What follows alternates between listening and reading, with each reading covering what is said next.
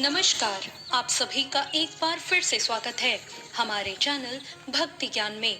आप सभी को जीवित पुत्रिका व्रत की हार्दिक शुभकामनाएं। आइए सुनते हैं जीवित पुत्रिका व्रत की कथा। गंधर्वों के राजकुमार का नाम जीमूतवाहन था। वो परोपकार किया करते थे। जीमूतवाहन के पिता ने उनको राजपाट सौंप दिया, लेकिन उनका मन राजपाट में नहीं लगता था। यही वजह थी कि वो राज्य का भार अपने भाइयों को देकर वन में पिता की सेवा करने चले गए। वन में जीमूतवाहन को मल्यवती राजकन्या मिली। दोनों को एक दूसरे से प्रेम हो गया। एक दिन जब वन में भ्रमण करते हुए जीमूतवाहन काफी आगे चले गए, तब उन्हें एक वृद्धा विलाप करते हुए दिखी। उन्होंने पूछा कि आप क्यों रो रही हैं? उस वृद्धा ने रोते हुए कहा, मैं नागवंश की स्त्री हूँ। मुझे एक ही पुत्र है।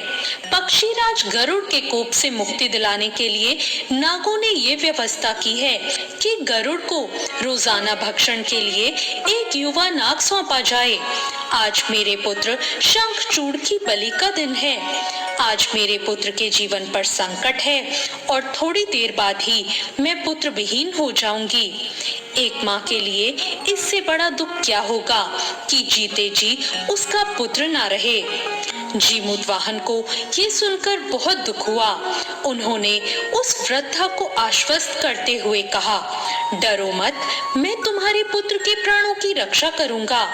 आज उसके स्थान पर मैं स्वयं अपने प्राण त्याग दूंगा और लाल कपड़े में ढककर वध्यशिला पर लेट जाऊंगा, ताकि गरुड़ मुझे मारकर खा जाए और तुम्हारा पुत्र बच जाए।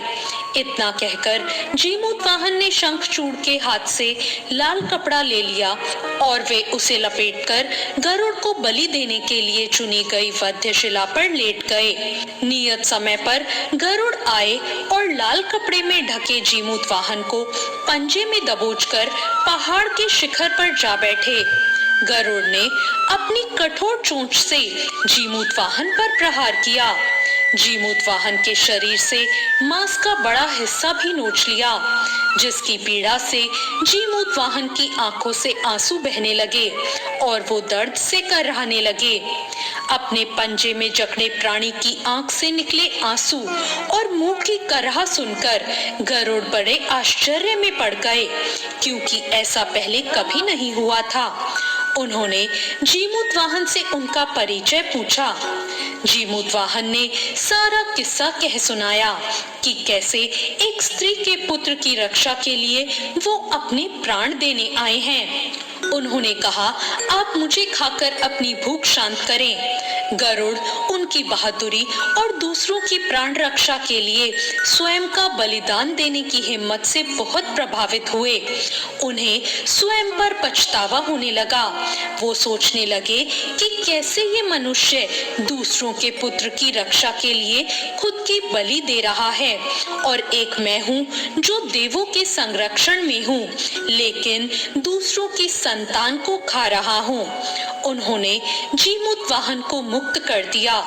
गरुड़ ने कहा, हे मनुष्य, मैं तुम्हारी भावना और त्याग से बहुत प्रसन्न हूँ। मैंने तुम्हारे शरीर पर जो घाव किए हैं, मैं उसे ठीक कर देता हूँ।